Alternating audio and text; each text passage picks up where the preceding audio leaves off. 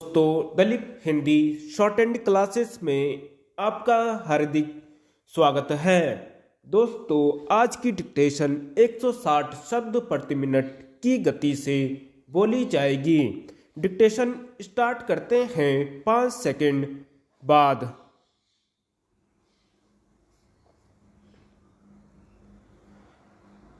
Speaker महोदय, यह सदन निसंदेह हमारी विदेश नीति और विदेशी मामलों के बहुत से पहलुओं में दिलचस्पी रखता है और इस बारे में भी कि भारत पर इसका क्या असर पड़ता है।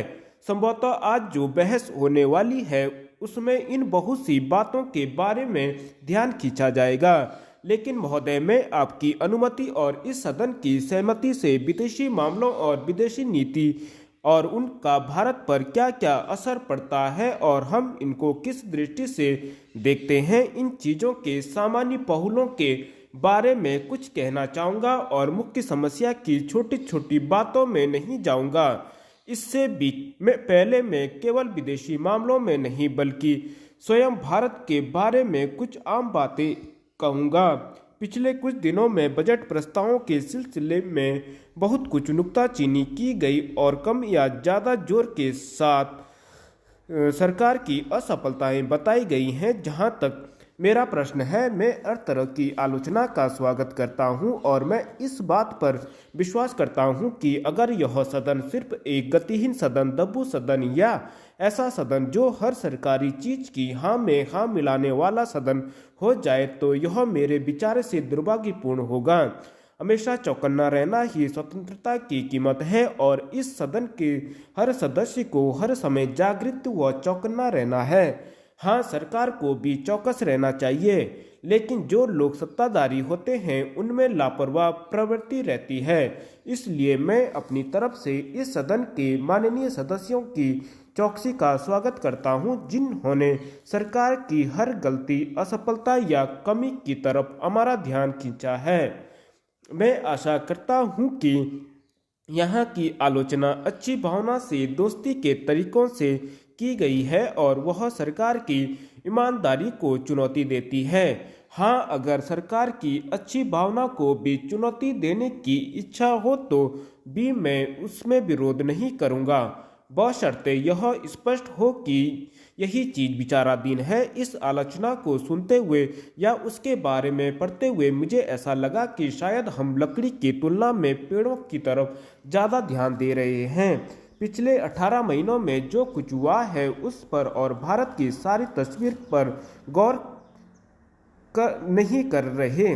जहां तक आप निष्पक्ष रूप से देख सकते हैं, अवश्य देखिए। स्पीकर महोदय, मैं सोचता हूं कि अगर आप 1.5 वर्ष पीछे जा सकते हैं और फिर यह देख सकते हैं कि इन 1.5 वर्षों में क्या हुआ है, तो आपको लगेगा कि भारत बहुत अर्थों में अपनी सब तरह की मुश्किलों और तकलीफों के बावजूद, जिनमें से वह गुजरा है, काफ़ी आगे बढ़ा है। हमारी सरकार और विशेषकर मुझे बहुत बोझ उठाना पड़ रहा है। हमारे सामने आज भी बड़ी बड़ी कठिनाइयां हैं। फिर भी मैं पूरी ईमानदारी से कहता हूं कि मेरे अंदर न असफलता का भाव है और मैं दूर भविष्य तो नहीं, निकट भविष्य की ओर पूरे विश्वास के साथ देखता हूं और अपने अंदर छुपा हुआ एक ऐसा अनुभव पाता हूं कि मुझे इस भारत के इतिहास के महत्वपूर्ण चरण में हिस्सा लेने का अवसर मिला। क्योंकि आपने मेरे प्रस्ताव का जिक्र किया है, इसलिए मैं एक चीज़ कहना चाहूँगा कि बजट में बहुत सी चीज़ें हुआ करती हैं जिनसे कुछ सदस्यों को शायद खुशी न होती हो। शायद हम इस बात में या उस बात में कुछ और बेहतर काम कर सकते थे, लेकिन मैं समझता हूँ कि स्वयं बजट हमारी और हमारे राष्ट्र की ताकत की निशानी है। मेरे ख्याल से जिस ध्यान और दूरदर्शिता के साथ हमारे वित्त मंत्री ने यह बजट तैयार किया है, उससे आने वाले महीनों और वर्षों में हमें बहुत लाभ होगा। अगर मैं साफ कहूं कि हमने बहुत फूंक फूंक कर कदम रखे हैं, क्योंकि हम में आपने जो बहुत बड़ा भरोसा रखा है उसके बारे में हम जोखिम नहीं उठाना चाहते। बहुत सी चीज़ें हैं जो हमने चाहते हुए भी नहीं की, क्योंकि हम भारत के भविष्य और भारत के वर्तमान को दांव पर नहीं लगा सकते थे। ऐसी चीज़ों में भी जो हमारे ही सिद्धांतों और विचारों के अनुसार है, अगर कोई जोखिम या खतरा दिखाई दिया तो हम उसमें भी आगे नहीं बढ़े और हम सतर्कता के साथ आगे बढ़े हैं। हो सकता है कि अगर हमने ज़्यादा साहस नहीं दिखाया होता तो कुछ काम जल्दी हो जाता, लेकिन मैं व्यक्तिगत तौर से इस नाजुक वक्त में बहुत होशियारी से चलने की नीति पर चलने से पूरी तरह सहमत हूँ। जहाँ जहाँ छोटी मोटी बात के अलावा मैं अपने साथी वित्त मंत्री की प्रशंसा करना चाहता हूँ कि किस साहस, दृष्टि और ऊंची बुद्धिमत्ता के साथ उन्होंने समस्या को सुलझाया है। यह सराहनीय प्रयास है। अध्यक्ष महोदय, मुझे ऐसी संस्था में आकर बहुत प्रसन्नता होती है। भारत सरकार ने 1972 के बाद स्वतंत्रता सेनानियों द्वारा देश के प्रति की गई सेवाओं को याद करते हुए उन्हें जो सम्मान दिए उनमें एक स्थायी सनद भी दी गई जिसको ताम्रपत्र कहते हैं। उसके बाद सरकार ने फिर जब कुछ और करना चाहा तो उन्हें पेंशन भी दी जाने लगी। यह पेंशन एक सहायता नहीं बल्कि एक सम्मान है जिसे भारत सरकार भी देती है और अब कुछ प्रांतीय सरकारें भी इसमें अपना योगदान दे रही है। यह सम्मान, पेंशन और ताम्रपत्र सब एक तरफ हैं। दूसरी तरफ अब हमें यह देखना है कि ये हमारे पुराने जमाने के लोग जिन्होंने हिंदुस्तान की स्वतंत्रता के लिए सब कुछ किया, जिनकी वजह से आज हिंदुस्तान दुनिया की सर्वोच्च श्रेणी में पहुंचकर अपने सम्मान को बढ़ा रहा है और अपनी किस्मत का मालिक खुद बना हुआ है, उनके लिए हम और क्या करें। इसके साथ साथ एक महत्वपूर्ण बात यह है कि इंसान को राजनीतिक स्वतंत्रता के साथ साथ आर्थिक स्वतंत्रता भी मिलनी बहुत जरूरी है और जो अभी तक हम उस आर्थिक स्वतंत्रता को पूर्ण नहीं कर पाए उसमें आप जैसे स्मरणीय लोगों का योगदान अब भी हो सकता है। मैं जानना चाहता हूं कि बहुत पुराने बुजुर्ग जिन्होंने स्वतंत्रता संघर्ष के शुरू में ही बहुत बड़ा हिस्सा लिया था वे इस संसार से चले गए हैं और कुछ वे लोग जिन्होंने उस वक्त बलिदान दिया उनकी आज याद बाकी रह गई और आपको ये भी मालूम है कि ताकत हमेशा अपना असर, अपना दबाव समाज पर रखती रही और रखती रहेगी।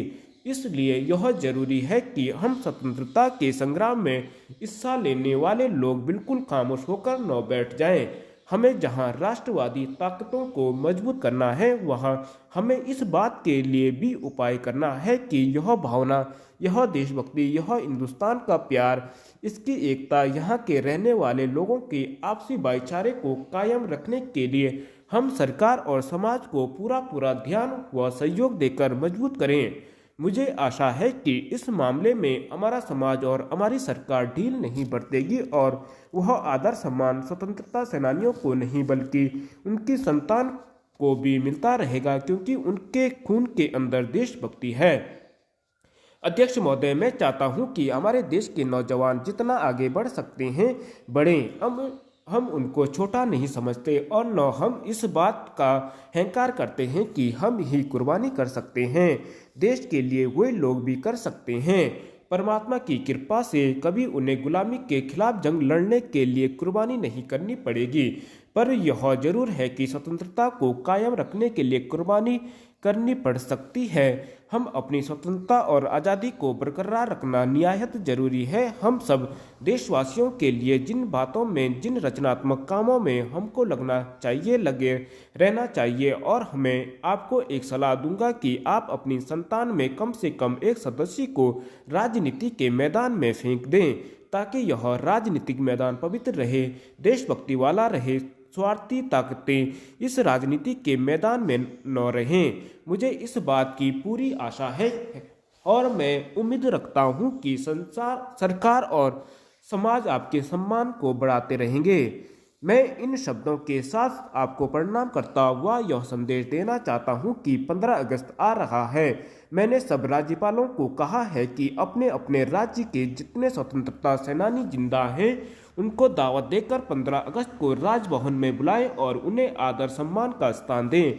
इस एक दिन के सम्मान से कोई बहुत बड़ी बात नहीं होगी, लेकिन समाज व आने वाली पीढ़ियों को पता चलेगा कि यह वे लोग हैं जिन्होंने हमें स्वतंत्रता लेकर दी थी, जो हमको अपनी किस्मत का मालिक खुद बना गए। इसी तरह राष्ट्रपति भवन में भी दिल्ली में रहने वाले सभी स्वतंत्रता सेनानियों को दावत दी जाएगी ताकि वे हमें राष्ट्रपति भवन में होने वाले इस स्वागत समारोह में दर्शन दे सकें। जिसमें हमारी प्रधानमंत्री, मंत्रीगण, सब वीआईपी और दुनिया भर के डिप्लोमेट भी शामिल होते हैं। मुझे आशा है कि जिन लोगों ने इस काम को अपने हाथ में लिया है आगे भी इस काम को कुशलता से निभाते चले जाएंगे। जिन स्वतंत्रता सेनानियों को परमात्मा ने लंबी उम्र दी है और वे अभी हमारे बीच हैं, मैं उनको बुरा नहीं समझता। मैं समझता हूँ कि उनका दिल जवान है, उनमें हिम्मत है, दिलेरी है, इसलिए वे आज भी सम्माननीय है। धन्यवाद।